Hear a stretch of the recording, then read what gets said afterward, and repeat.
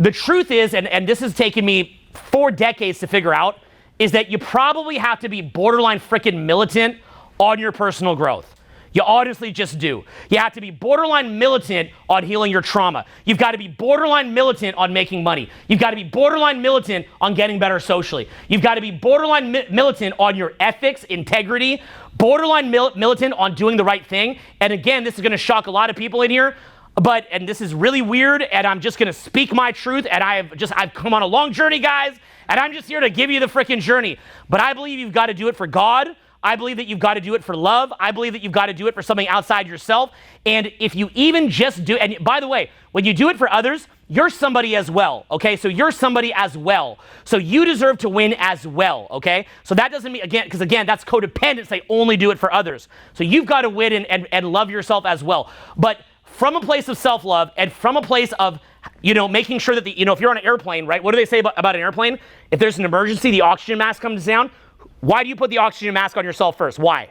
Because you're no good to anybody when you can't even breathe, right? So put the oxygen mask on yourself. But that said, once you've done that, look at the reason why you're doing it. And unfortunately, I have a lot of content coming out about this, so I'm not going to leave you hanging. But with the short amount of time that we have, I don't have the time to go and to give like a proper in-depth reason why I say do it for the right reason. Do it to honor your creator and to be militant about this. But I'm telling you, I have been through things that you have no idea, okay? I have seen things you have no idea. And if I could just, poke my brain and put it in your head, you'd be like, oh, okay, I get it. Like, I am in surrender, I get it. But what you'll see is, here's the basic idea. If you allow low vibration energy, negative energy, into your little ecosystem in any way, shape, or form, you are bringing in seeds of that into your personal ecosystem. And the more that you allow those seeds to come in, basically what you're doing is you want to think of your life like a lawn. And anytime that you're making bad decisions, you're basically taking weeds and you're just going into your lawn, right? Now, at first, when you throw in those little seeds of weeds, that's not going to just start poking up right away at all. But what's going to happen with time is that those little seeds are going to start to grow. And it will get to the point that you can't manage it. And you can get to the point in life where if you make enough bad decisions and those start to accumulate, you can be brought down to your knees, okay, to the point where people would even choose to self-terminate, which is so sad. But I've known people that did this, including my cousin, and it's one of the saddest things in the world. You can get to the point where you just off yourself. And there is a lot of pitfalls in life. God is real. The devil is real. The devil wants you to kill yourself. And others, by the way, okay? And so you've got to understand this. The devil is not some little guy with horns and a pitchfork. That's a drawing, okay? That's like a kid's drawing.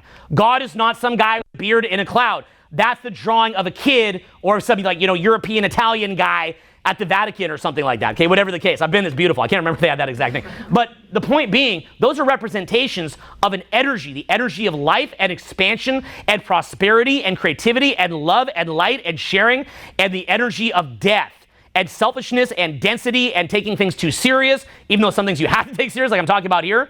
And so you want to have a very strong commitment in general to, in woo-woo circles in LA, we'd call it high vibration energy, not low vibration energy, being connected to God, being connected to your higher purpose, knowing why it is that you're doing what you're doing. Because I'm telling you, so many of these self-help courses, to me, I've been in this for 2 decades now, 2 full decades. I have watched people come and go.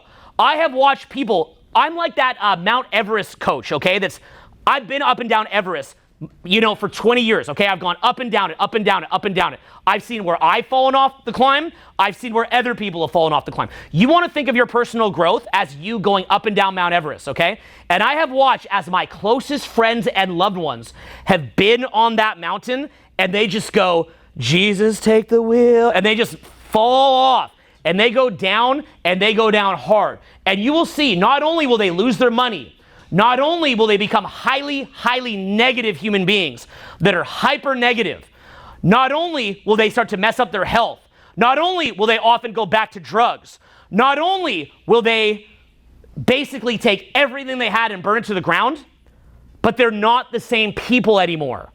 Somebody who makes a real attempt at bettering themselves and just stabs the people that are helping them in the back and then just says, screw it, and says, I'm just gonna watch the world burn, in order to do that, they have to rationalize it.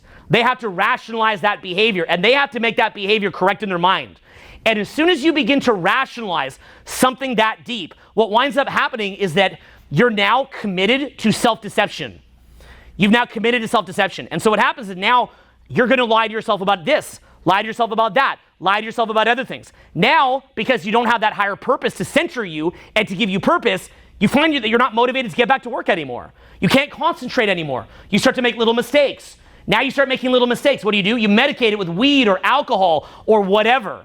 Now you start medicating it. Now what you do is you start crap talking other people, because that gives you a little hit of dopamine. Why do people gossip or crap talk? They do it because we feel better about ourselves when we look down on other people. So now you start crap talking. Maybe you start crap talking the people that were helping you the most in the world. And then that gives you a little spike of dopamine. Then now you're further in pain. Now you can't admit what you did. It's too painful to admit what you did. Now what you've got to do is you've got to loop around and make yourself correct and make other people incorrect. But those other people that were actually correct, those paths that they were on, that they were helping you with, now you've got to demonize those paths. So now that's a mess. And the whole thing becomes a downward spiral to where the person's hooked on drugs, in a state of massive self-deception, very unhealthy, knocking down their health. And you'll see them a couple of years later. They've got a lot more wrinkles under the eyes. The energy and vitality that was once in them when they were infused with purpose and expansion, now they're shaking a little bit. You can see basic things where somebody's at by even getting them to jump in a cold plunge pool, and you see how well they take the cold plunge pool, okay? It's one of these things where when you have that kind of vitality, something in you changes. Something changes. I don't know what caused this in me, but I haven't been sick since 2012. I go into a forest and insects don't bite me. I don't know what that means. I'm not making a claim on why that is. But I will literally be like in the redwood forest, everybody's covered in bug bites. I don't have a bug bite on me. I could be stressed off my face, don't get sick. I could have missed sleep, come into this event, and literally smash the event in my sleep. It's one of those things where, okay, it's one of these things where when you're infused with that North Star, that higher purpose, and that desire to do it for God, that desire to do it for others, that becomes something that orients you and something that will drive you forward and load you with motivation. And so what happens is that in a commitment to doing the correct thing, now you're motivated to look at your weird neurosis. You're motivated to look at your codependence. You're motivated to look at your lack of social skills. You're motivated to ask, why haven't I made my first couple $1 million in a society with this much prosperity? Why have I not got my health under control? Why have I not become more present? Why can't I access transcendent states independently? So on and so forth. Why am I going to hallucinogenic drugs in order to expand my mind and to be creative and to learn how to get outside the box when there's natural processes to do that are healthier? Why is it that I'm relying on that? Why is it that I'm crap talking people? Why am I being negative? Why am I not lined up in my purpose? Why am I not laughing enough? Why am I not traveling? Why have I not traveled and seen the country? And so on and so forth. And so it puts a pressure on you, and that pressure winds up molding you and winds up shaping you and winds up helping you to go to that next level. And then when you do that, now, in a state of thriving, you can actually look at yourself and you can take the pain of what it means to admit where you're wrong. You can, you hear me ranting about some of my flaws up here, and I can do so without being embarrassed about it. Well, you've got to be confident in yourself to be able to look at your flaws and your problems, right? One of the funny, kind of a side tangent here. The most cope-based platform on the internet is TikTok. That's just some other one I haven't seen. You guys know TikTok, right? I like TikTok. I'm not dissing TikTok. Lots of good stuff on TikTok. Total cope of a platform. So TikTok is all about, it's all about how you've been victimized and how it's not fair for you and so on and so forth, right? So for example, you'll see a lot of stuff on TikTok you've got to learn how to have personal boundaries. You've got to learn how to get rid of people that are being jerks, and then you'll be free to fly like a bird. Fly away, perfect bird. Fly away, my little dove. Fly, my little angel, fly. Where will you ever see a thing on TikTok that says, you are freaking neurotic, you have unhealed trauma that you're dumping on other people's heads, you are infusing others with negativity, you have all these different problems, you've got to fix that. And by the way, one of those problems is that you let the wrong people in your life. It's one of about 10 problems you have. There's another 9. There's another 9 problems. But yes, one of the 10 problems, and by 10, that's me in a cope, one of the 10,000 problems, but we'll go with 10 so you don't panic. One of the 10 problems that you have is that you allow in people who don't appreciate you, or, you dated a narcissist, or blah, blah, blah, right?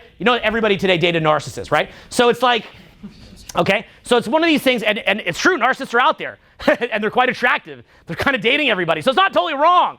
But at the same time, I promise you that the ratio of people that say they dated a narcissist, it's like 1 to 100. Everybody thinks they're ex a narcissist these days. So it's one of these things where, it's to the point where it's a cope because it's not about looking at yourself, right? And so even a lot of my clips where I bring people up to the front and I start to break them down. I had a very famous one that did about 5 million views on my channel, and it went mega viral in all these different video blogs and things like that. And it was this young dude that I really gave a hard time to, and he's super duper shy.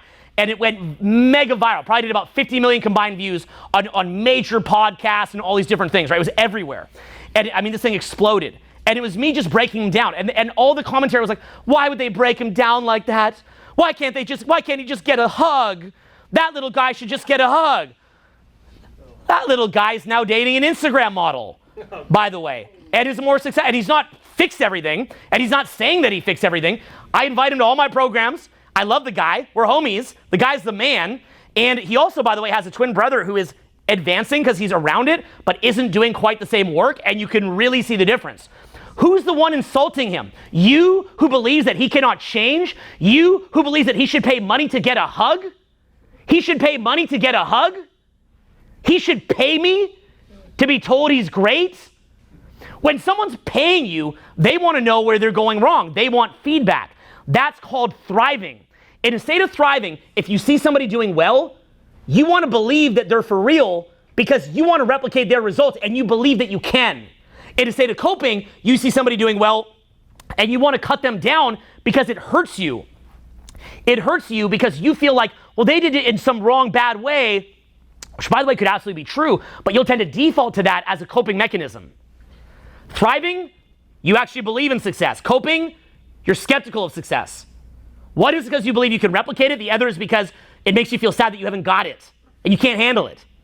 Thriving, you want critical feedback. Thriving, you go in front of a crowd of 100 people and talk about what a screw up you are with pride.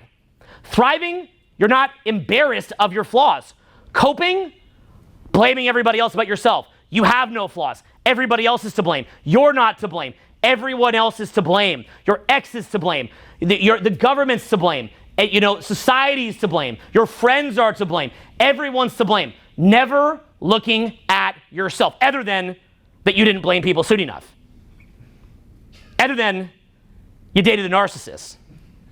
You see, and so on and so forth, right? So that's why TikTok is a coping-based platform, because it's largely just based on people saying, you're okay, you're good enough, you're beautiful, I love you, and so on and so forth. That's a coping-based paradigm. Now, by the way, that is valid.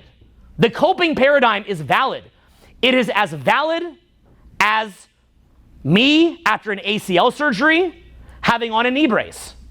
It is as valid as me after when I eventually do my ACL surgery lying in bed for a month. It is as valid as me after an ACL surgery taking painkillers that I'm going to be so pissed that I'm going to have to take. But if you don't take them, you're literally just like, ah, because they've drilled holes in your bones. Okay? It's as valid as that. Is there a place for coping? What do you think? Yes. Absolutely there's a place for coping. For a period of time. Yeah, but I mean, for a period of time. There's a place for coping. That's real. We have that tendency to coping for a reason. Right? It's not, it's not like this weird, genetic anomaly that evolved for no reason. That is evolved in you for a specific reason. Of course it is. But nonetheless, if you stay stuck there, that's like you're on a sinking ship. Then you swim to an island. The mainland is another couple miles off, but then you just stay stuck at the island forever.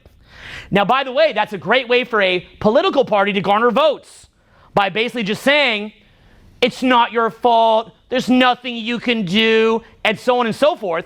And then what that does is it shuts the ears of that person, of that voter, from anybody who says that you could thrive.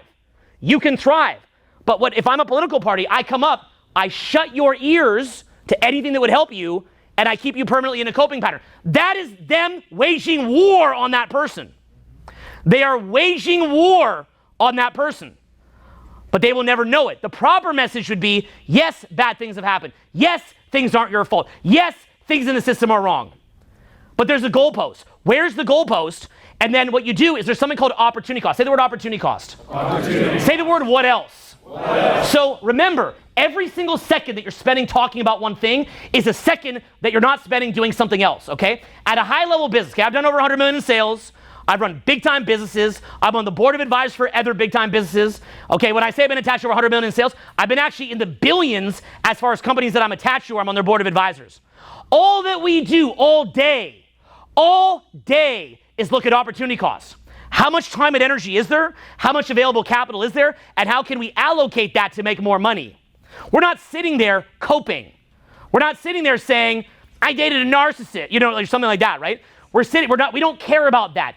Economy, don't care. Whatever the case, don't care. All that we're looking at is what time, energy, and capital do we have, people do we have, assets do we have, and then how do we deploy that in an effective way? And it is like eyes on the prize. Anybody who sits there in some weird cope is immediately kicked out of the group, probably not even a warning. You're like, you're a coper? Oh God, who let this person out? We're gonna die, we're screwed. Get him out. So that's called thriving. Now, that being the case, if we're sitting here saying, it's not your fault, and hours and hours and hours and hours and hours and hours are now put into coping, what winds up happening? That's hours that we could have been talking about how to thrive. Now, by the way, again, let's look at the purpose of coping. If I do ACL surgery, you can't just say, oh, and every minute you spend lying in bed this month, you could have been training it. And I'm like, my bones have been drilled into. They've cut out a part of my tendon to sew it back together. I can't walk. I'm in excruciating pain. No, you're coping. Just get up, right? You can't do that because I'm in pain, right? So there's a time and a place for coping, but at a certain point, one of the first things that they even do, by the way, and this is very related to coping and thriving, is immediately within a couple days after your surgery, they get you beginning to at least move the leg. Because if you don't start moving it, what begins to happen is that it'll actually stiffen up permanently. And you have a scar on the front, and they start massaging the scar because that'll turn rock hard. So they got to massage it so that the scar doesn't turn like this weird rock hard like line down your knee, okay? So they will even still get you moving to the extent that you can. You get maybe a day or two of coping, and then you immediately at least begin flexibility. If you don't start moving the knee, it could permanently be stuck in some weird position. So you've got to, a lot of people do ACL surgery and actually makes them worse, by the way, because they actually don't do the rehab. They don't do the physiotherapy. And so what happens is that they're in permanent coping, and then how scary is this? This is so scary, guys. If you look up videos on ACL tears, you will see comments about people that didn't do their physiotherapy after, and they're like, it still hurts every day, and I can't move it, and they said that I waited 5 years, and I can't fix it, I'm permanently screwed. And it's like, wow, well, that's what happens if you stay in coping for too long, is that it can begin to calcify. Say the word calcify. Ossify. Say ossify. Okay, these are basic level words. What it means is that if someone stays in a coping pattern for too long, and that calcifies in the mind, they are lost. That's why I say God is real. The devil is real. Okay, that sick energy wants you to stay in a coping mode and for that to calcify and for that to snuff out your very core essence, to eat your soul. That will eat your frickin' soul. Again, God and the devil, it's not a guy in a cloud. It's not a guy with a pitchfork. I mean, maybe if it turned out to be, that'd be so awesome, but it's not, okay? It's the energy of life and it's the energy of death. It's the energy of thriving. It's the energy of coping. At its core, Satan is a giant cope. It's all a giant cope. It's that little deal with the devil. Oh, go do this. Oh, take this. That'll make you feel good now. Oh, blame the other person. Don't look at yourself. Smoke the weed instead of accessing a transcendent state on your own. Eat that bad food so that you can feel good and stuff it. Talk badly on other people to feel good by comparison. Look at dumb stimulation so that you don't have to face your pain. Don't actually look at yourself and rehabilitate yourself. Just look at TikTok, etc., etc., etc. It's that front end deal that, in effect, on that front end, it gives you something. It's a deal with the devil. On the back end, it takes away that core essence. And you will know who somebody is by looking at them right in the eye. You will see it. You can look right in somebody's pupil, and you can look at their energy, where they're coming from, and how tapped in they are. I can straight up give you a full-on tutorial of what you can look at in somebody's eyes. The glassiness in the eye, the way that the pupil is holding, and the way that it's kind of dilating and things like that, what they're looking at, the way that you feel when you look in their eyes. I don't mean to freak you guys out, but I'm telling you, you will know within seconds who it is that's tapped in and who is not. You will see whose core essence is snuffed out. I can show you, by the way, videos, old friends of mine, past spouses, so on and so forth. And I can show you videos of them, and I'm never going to do this. It's too insulting. I'd never do it. I'm not going down that road. Too weird. But I'm just saying in theory that I'm never going to do. I could show you video, and you look in their eye, and you will literally see when their eyes were clear, when they had love and light emanating out of them, when they were on their purpose and taking action and thriving, and you will see that little light go out when someone goes into a coping state, and you'll see where their mind begins what their mind tends to focus on, what they tend to fixate on, and by the way, the big one of more of anything is what they tend to allow to give them energy. In other words, somebody in a deep coping state, when you trash somebody else, they love that, okay? They love it. You'll see people like in deep coping states and deeply in pain and basically satanically possessed, and you'll see them when they talk, they've got a glazed over look in the eye, and they'll be talking, and they'll be like, yeah, you know, it's like this, it's like that, and, you know, F that other person. Ha ha ha ha! Yeah, we're starting on him. We're going to take him down. Ha ha ha! Like that, and you can actually see they're possessed. You can see what energy is running them, and they no longer have discernment of reality. Their ears are closed. Their eyes are closed. They no longer have access to their own will. When I tell you, don't mess yourself up. Okay, avoid things like weed, which is not going to kill you. It's not going to make you satanically possessed. But nonetheless, I tell you to avoid it. It is because it is not taking you in a direction of discernment, of clarity, of access to your own will, of access to a transcendent state without needing something outside yourself. And what you think is like, oh, I'm having a spiritual experience. You're not. Okay? You're not at all. You're out of discernment. You're trapped in your own mind. You're not able to access what would add to the group. You're in your own ego, and you're not able to see this at a high level. And so what winds up happening, and here's the big one. When you're outside of your head and in a high vibe state, it's not just about you. Okay? It's about you and others. So you've got to keep bringing back that North Star, not just to you, but to others, right? When you're doing things like these coping things, what is that doing? Is that something that you're doing for yourself, or is that something that you're doing for others? For yourself. Okay, coping is for who? You. Okay, now is it good to also look out for yourself? Yes. If you're somebody who's maybe a codependent and you lack boundaries, could it be good to look out for yourself? Yes. Would it be? Yeah. Okay, of course, right? If you're just giving yourself away and looking out for others all the time, yes, there's a time and place to look out for yourself. But whenever you're engaging in some form of coping, in any way, shape, or form, what you're doing is you're not making contribution or adding value. You're not making that your North Star. So as a result, you're taking something for yourself and not making that your North Star. Now, what's going to happen when you do this? Here's what's going to happen. It begins to collapse your energy, okay? So your energy starts getting collapsed, and what you'll see is that it pulls the focus into the mind, okay? And so now you're stuck in your mind. So maybe now you're in a bar or club trying to talk to people, and maybe you're getting anxiety about engaging with new people, or maybe you're going to make a presentation for work. And as a result of that, you're making a presentation for work, but you get nervous. Maybe you need to, like, when you see me up here public speaking, what's the secret sauce of how I'm doing this? Momentum, practice, but what else is it? Flow state. What else is it? Presence. Okay, how's my voice projecting like this? What am I doing? I'm not making it about me. All that I'm doing to do what I'm doing here, it's simple. It's very, very simple. All that I'm doing is I'm making it about you. I'm out of my own head, so therefore I'm not burning mental capital and I'm not burning bandwidth by making it about me. If I make it about me, I can't use my voice like this. Now, look at my energy, right? Has my energy, I'm burning down energy, but do I have more energy now or at the beginning of the talk? Now. How much more now? Wow. Okay, so why is that? Because I took the focus off myself. As I'm walking in here, trust me, you know, I took an overnight flight here. I'm freaking wrecked, to be honest with you. So, so I come in here, I'm like, oh, this sucks. Okay, I hate this. Literally sits up front. I'm like, what's up, Sid? Just forget about your exercise. I'm just starting now. If you remember that, right?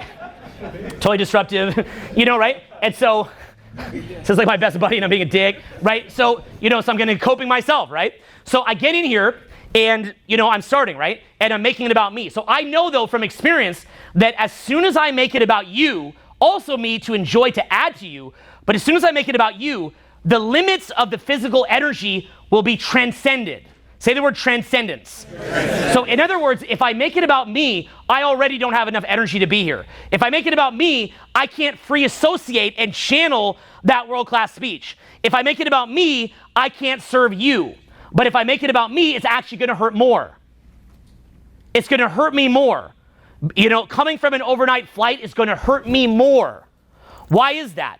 Because now I'm at the limitation of having missed some sleep. Now I'm at the limitation of, you know, oh, I don't want to do this right now, and so on and so forth. But I know from experience, because I've done this for so many years, that if I just merge into the group, what it's going to do is it's going to remove the focus on self-pity. It's going to remove the focus on how I'm a victim. It's going to remove the focus on how people did me wrong. It's going to remove the focus on how I'm hard done by. It's going to remove the focus on what are they thinking about me? What do I look like? What do I look like right now? Do they think I'm cool? How am I being judged right now? And if it removes the focus on that, there is so much energy being burned on that, being burned into the ground. It's like this entire journey in your mind, like this flurry of action that yields nothing. It's like, you ever see the movie The Irishman? Yeah. Okay, so the movie is with Robert De Niro, Joe Pesci, and Al Pacino, I believe, was in it, correct, right? So why that movie is so powerful is that the first 2/3 of the movie, it's kind of like, it's sort of a little bit like a gangster movie, right? But the last third of the movie, basically all the main characters die except for Robert De Niro, okay? They die of like old age and stuff, others die for other reasons. And so it actually shows for the last third, him just like in an old person's home doing nothing and his kids won't talk to him. And it's the last third of the movie. Best movie ever. Because finally, at long last, a movie had the balls to not stop at happily ever after. The movie had the balls to explore the end. And the basic consequence was that, I think it was like Buffalino and Jimmy Hoffa, that, you know, I think he gave him like a ring and like a watch or something, and each was meant to represent the code and different values that each of these friendships had. And now they're long dead. The codes that they live by are now gone. It really amounted to nothing. It's like the whole movie was this flurry of action, like people are getting killed and people are having drama and like all this stuff. And where's it wind up? Nowhere. Nothing comes of it. It's wasted energy. Now let's loop that back into this idea of opportunity cost. The news, you're a victim, it's bad, the system is bad. A flurry of action. What if you reallocated that time to, why are you not looking at what your core purpose is? Why do you not have social skills? Why do you not have access to a transcendent state and you're in a freaking derp state and being overrun by the powers that be? Why are you arguing with your neighbor? Why are we burning 95 plus, I believe, % of our thought capital, emotional capital, behavior capital on things that yield nothing? How productive could our society be? Look, one of the most basic level things that any human in America should do is a road trip of the whole country. That alone would be the most life-changing thing that I could think of to tell you to do. Imagine if we said, you know, for 3 months, you know, when your kid is 17 or 18, they just went, you know, you basically just make a bunch of like cheap hotel type things, and you have everybody in the country go and just drive the country. That's cool. Do you understand what difference that would make in opening up people's minds? But we'll never think to do that. And so why aren't we thinking outside the box about education? Why aren't we thinking outside the box about productivity? But instead we burn down that time in this massive flurry of action. It's like a 50 million mile journey in your head, and at the end of it, where are you? Right? You sit there feeling hard done by. You sit there feeling like you're in a cope. You've been on a 90 trillion mile journey across the galaxy in your mind. What, to cope? To cope? That's what you did. You went, oh, I'm going to smoke weed now. Okay, cool. You lit your brain cells on fire. Go look up Andrew Huberman. Go look up Dr. Amen. You did that. Okay. And what? And what? And what? And what? And what? Nothing. It did nothing. And you say, no, but it made me happy. You could have been happy by learning how to meditate in 3-4 minutes staring at a wall. You have access to transcendent states on your own. But the difference is that one makes you dependent and down-regulates your ability to even regulate your own emotions, to where now, as it erodes the gray matter in your brain, you're not even able to function as well, so it's a downward spiral. The other actually teaches you impulse control, concentration, getting present to the moment, the ability to get into a flow state. It's actually raising you up. One of them is automatic, it's heavy and it's goopy and syrupy, it's syrup in the mind. The other is clear and light, and it requires you to be a little bit more present to take that in. But are you gonna honestly sit here and tell me that opening your mind to God's energy and to God's message is gonna feel less good than blasting down a joint? Then you're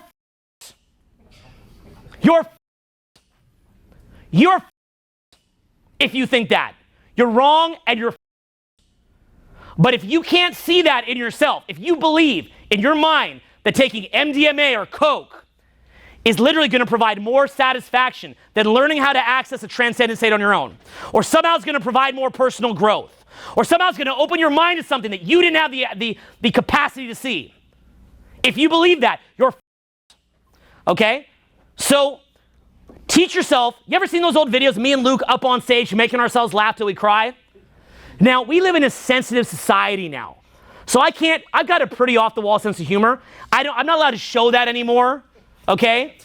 I'm not allowed to show that anymore. But I can tell you that if you're around me and my friends, and we're at a restaurant, we are laughing until we cry. I laugh until I am literally, I'm hurting, and I'm crying. I'm like, stop. Like, you see me and Luke at dinner, we're both like, by the end, we're both just like, stop. Just laughing and laughing and laughing, right? Now, we live in a society where coping is becoming the dominant narrative. So even if I joke around like that and put it to video, that can get cut out of context and then canceled. And so it's one of these things where they don't even want you to joke anymore, do they, right? Comedy is under attack. Comedy is under attack. There's counter arguments to this. I'm well familiar with them. Very, very good arguments. But let me tell you the honest truth. Anybody can learn to be less sensitive. I can train you to be sensitive up here in 10 minutes by bringing you up to the front, showing you the basic level frames, having 5 or 6 people surround you and yell insults at you and show you how to ignore it, and then how to clown them back and shove the pie back down their face in a hilarious way. And we'd all laugh, we'd all have fun, we wouldn't take it seriously, but no, people are triggered. And there's real ideas behind that are valid, that have historical context, that I'm well familiar with, that I even agree with. But the long-term solution is not to walk on eggshells. Because now what you're doing is you have many, many people that have very, very, very bad intentions that you're not aware of, that then can use that, and they can weaponize that ability not to speak openly, to then shove down things far, far worse, and then they can use those precedents that are set in order to stifle dialogue. And I promise you, you should be a lot more afraid of that than somebody getting triggered. There is so much more damage there, but nobody's even aware of it. And if you can shut down dialogue soon enough, you can't even bring up these topics, and so you don't even know what I'm referring to. Ha ha ha! So again, coping, thriving. Whose agenda is it to have a society of people in coping? Right. And what does it mean with AI coming? What does that mean and how that's going to change things? So what does it mean for us as human beings? What are my children and your children going to be dealing with? Are your children going to be allowed to drive a car? Are your children going to be allowed to have a natural birth? Are your children going to be allowed to get into fist fights? No. Basically, what have we already seen? Can't even go out of your house under the guise of safetyism. What is that going to mean? There is death in natural childbirth. So once we can have a baby in a pod, how would that same argument not extend to that? There's going to be self-driving cars. People die in cars. How is that same argument not going to extend to that? If everybody's in coping, spaced out, blasted out on drugs and whatever else, they're not going to say nothing. We've already seen it. It's already been done. It's already been seen. So you think it's going to be any different? You're like, no, but at the baby one, then that's where I draw the line. The baby one's right. You didn't draw the line yet, but the baby one's where like 2 + 2 stops equaling 5 on the baby one or on the car one. Especially when, come to think of it, the pod baby's a little easier. Come to think of it, the self-driving car's a little easier. Oh, but wait a minute, now they can shut off the car like that. Oh, wait a minute, now they control who has a kid. Oh, wait a minute, now they control your whole life. Wait a minute, now they control your thoughts. Hey, does 2 + 2 = 5? No. Oh, really? What about now?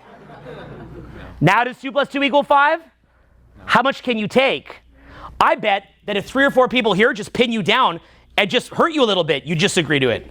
Let alone with that much social pressure. Because I might too, okay? So,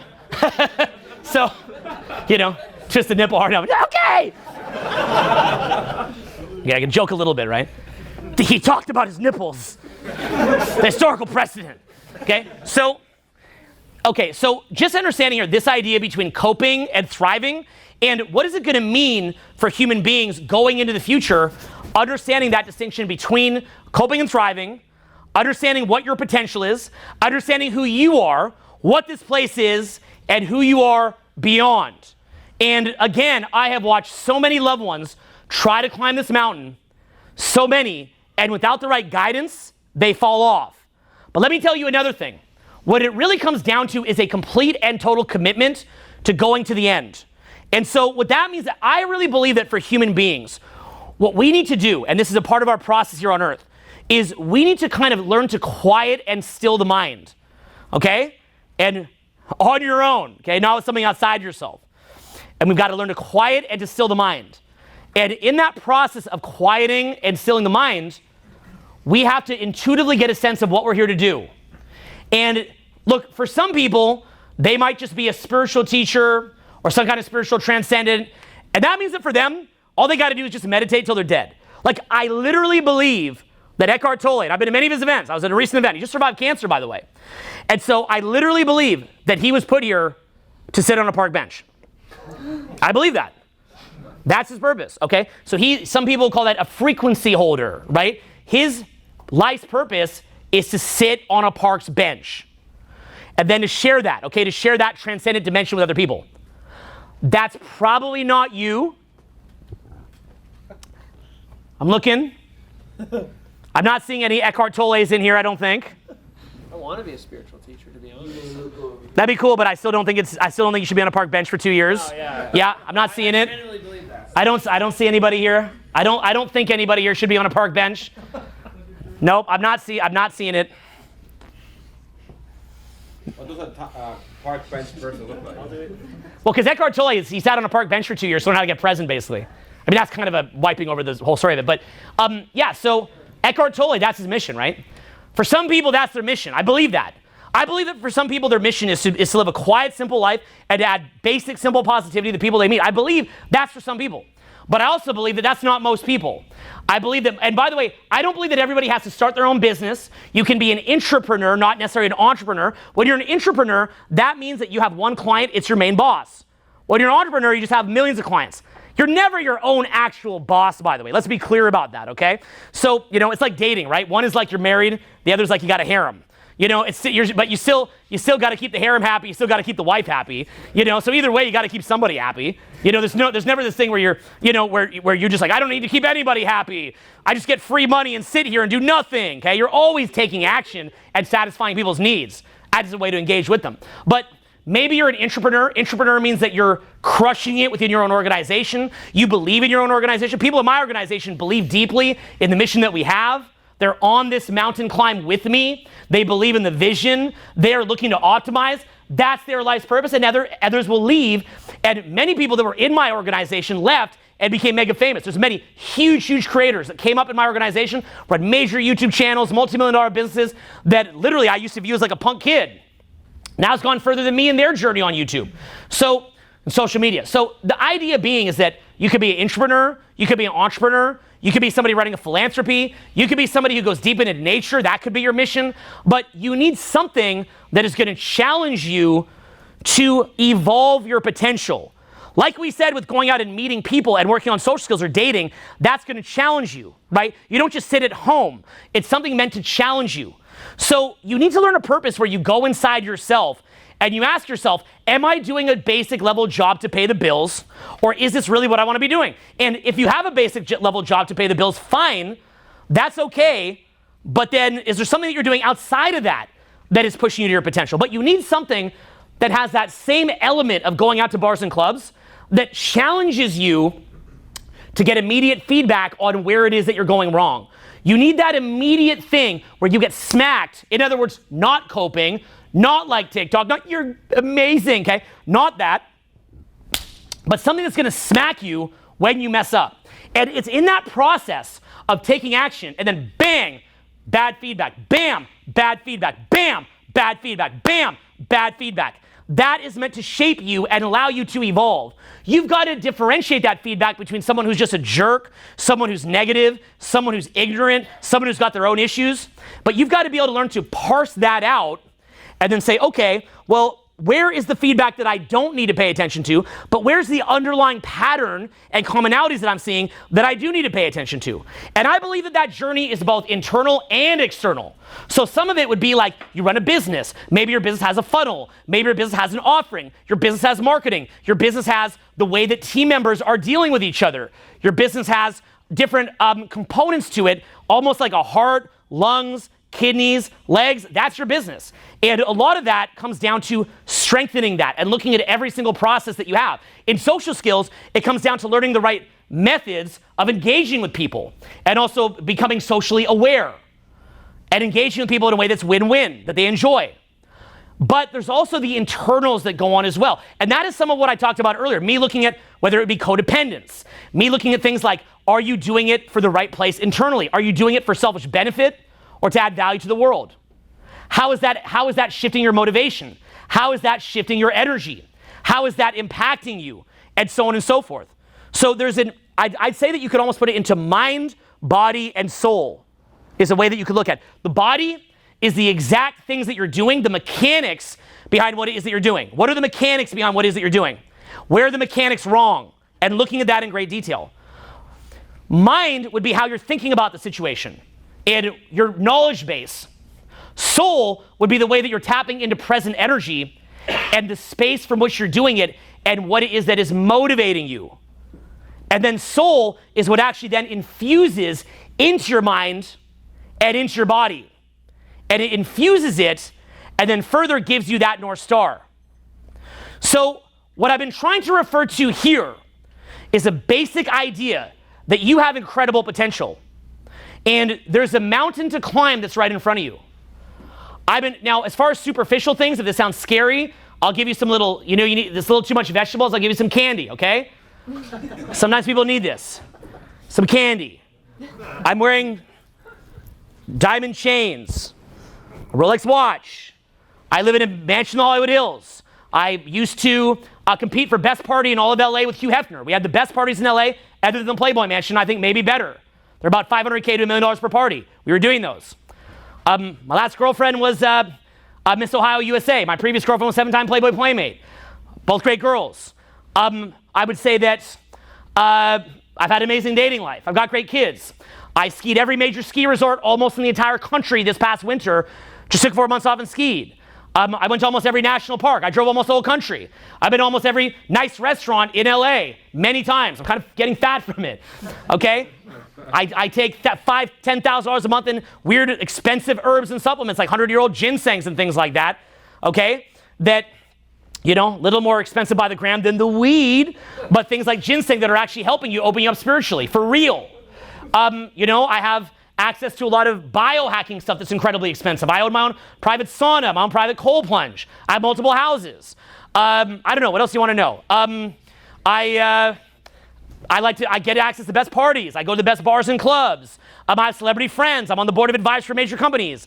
I was a teacher and mentor for many of the most famous people in the world. But what I'm saying is that at a core level, those are basic level stimulus. Those come and go. Okay, when you're stimulating yourself with something outside of yourself, that comes and goes. Okay, I could go run around every nightclub in the country on a 7-day-a-week rampage for 20 years, in theory. And, okay, just theoretically, I could do that. And I could go meet all these people and have beautiful, intimate moments. But I'm sitting here right now, those are in the past.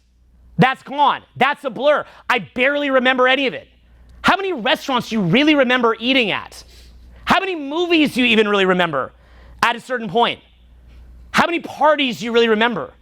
How much of the simulation garbage that you see on social media do you remember? How much weed that you smoked do you remember individually as an individual smoking session, other than the first one or one that maybe you shared with your friends at Burning Man or something specific? This is stimulation. It comes and goes. It is not real happiness. It is seeking a transcendent state outside yourself. It is doing very, very little for you. At most, what it's doing is teaching you why it does nothing. That's what it does. It shows you why it does nothing and prepares you for real surrender. That's what it's really doing. It's preparing you for surrender. It's basically your learning environment to see what is outside yourself and to realize that you will not achieve deep, abiding happiness with something outside yourself. And so that's why we say mind, body, and soul. Because this understanding is not an excuse not to build your business. It's not an excuse not to be an entrepreneur. It's not an excuse to not take action in life. In fact, you will achieve this state that we're talking about here via being an entrepreneur, going to parties, getting better social skills, making your first million. Athletic pursuits, whatever the case. So, okay, you're transformed. So, okay, so, so these different things that you're doing are, they're within a capacity that it is actually through this process that you're going to be called upon to center the mind, to learn to focus the mind, to learn to access creative thinking, to access transcendent states, to access lateral thinking, to see what it is that your mind is capable of, to learn how to actually access that channeled message that's coming through you, to learn how to control your energy. All of that's going to be learned via your external journey. So if you just sit staring at a wall meditating, that's no different than smoking weed because there's nothing to balance it with. You're untethered. You're too discombobulated. It's a discombobulated kind of energy. You want to have sharp energy. You want to be the kind of person where any room that you walk into, you know that you are the anchor of that room. You know that you are the leader of that room. You know that you could probably date most of the people in that room. You know that you could have financial exchange with most people in that room. You know that you could network with most people in that room. You know that you probably have the best outside the box thinking of anyone in that room. You're the sharpest, fastest, quickest of any room. You also know that you're going to be the best no matter what you do. Why is that? Because you're doing it for God. You're not doing it for yourself so you don't have those kinks. In fact, you hope that other people will be better. In my business, one thing I'm always proud of is I dominated my industry so thoroughly over the years. You guys watch that, right? And we've got a lot of things that we're working on now that are pretty epic. But when you think about that, you'd probably be surprised to find out that I was still dedicating a huge amount of time to call up what you call business competitors, people that were seeking to get the same market share that I was, and I was coaching them for free. That was my secret during this entire time. Me giving away all the trade secrets and me coaching my competitors and being on the board of advisors for competitors and me sitting there meticulously helping them was why I dominated the industry. So in other words, if I spent 5 years figuring out a secret and working to get that secret, and then I give that to somebody else so that they can save 5 years so that they can compete more, I'm going to dominate the niche. Why? Is this true of every situation? No. But it is of many. Why? It wasn't my niche. Why? Because you don't just want to be the best by competing. You want to be the best by giving away help, giving charity. You want to be the best and give charity. You want to be the best and help other people. You want to be the best and help competitors. You want to be so good that you're like that kid that hit puberty in high school 3 years early and you're on the football team now, and all these other little kids that didn't hit puberty yet, but you did too early because you drank like all the weird hormone-injected milk. And so you're sitting there and there's like a kid on this leg, a kid on this leg, a kid on this arm, a kid on this arm, and you just have the football and you just go forward and you go right in the end zone while these kids are just getting dragged along like, how do we stop this guy? You want to be that guy. You don't just want to win by just competing. You want to win by not even competing. Right? You want to win by not even competing. I don't want to just come in here. If I'm on 2-3 hours sleep and I took an overnight flight, I don't want to just have the kind of energy, like a little caffeine energy or something like that. I want to come in here with the most energy of anyone in the world and effortlessly smash out the speech. I want to be that good, okay? Not world class. You want to go past that. You want to be transcendent. So there's no limit to what it is that you're capable of. You will be so good. You will blow through barriers so high. You will climb walls that seem impossible. You will do works that you do not believe can be done. You will be an innovator, a pioneer. You will take your potential to levels that you could have never imagined. That's all inside of you. It's all right there. You will kill it. You will win and win and win and win. You will make the world better in ways that you can't even imagine. You will do things that you do not even have any context for now. Your imagination is so limited right now as far as what it is that you could achieve and as far as what energy it is that you could have. Your potential is so high. The gift of life that you've been given is so great. Do you want to just smoke that away in a weed cloud? You want to eat that away in a Cheeto? You want to start taking down weird things that make you hallucinate and disconnect you from God and tell yourself that you're connecting to God because you had a fake experience and you made something else God? You don't even know what that is. You don't even connect to anything other than something outside yourself and sit there in a state of coping, a state of self-pity, a state of blaming, a state of looking and attacking other people, a state of feeling small, sitting there like a joke, like a dumbed-down chihuahua compared to a wolf, sitting there just going yap, yap, yap. Give me some food. Give me a little dog food, mommy. I'm in your purse. Oh, I'm shaking. I'm pathetic. I've been dumbed down. 2020 was real. 2 + 2 = 5. I'm a joke. I just want to comply. I just want to fit in. I don't want to rock the boat. Life is hard. And where will I get the energy, the time, the money, the focus? I can't get it. I'm just this big clown. The world is so tough and unfair. God isn't real. The devil isn't real. Life is isolated. Life is lonely. Life is hard. I hate these other people. I'm so small. I blame everyone but me. It's just so difficult. What am I going to do? How do I make of this? What do I make of this life? What do I do here? How do I make any sense of any of this? What does any of this mean? How do I just live another day?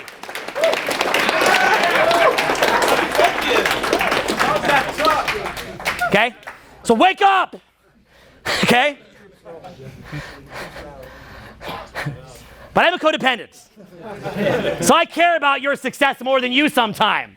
Okay? That's part of my nature.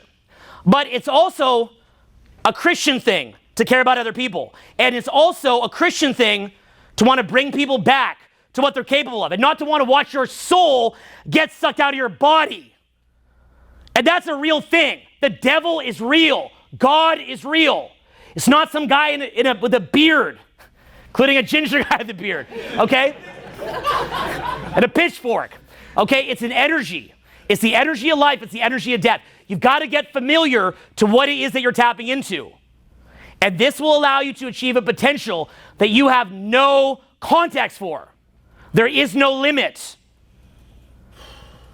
Wake up.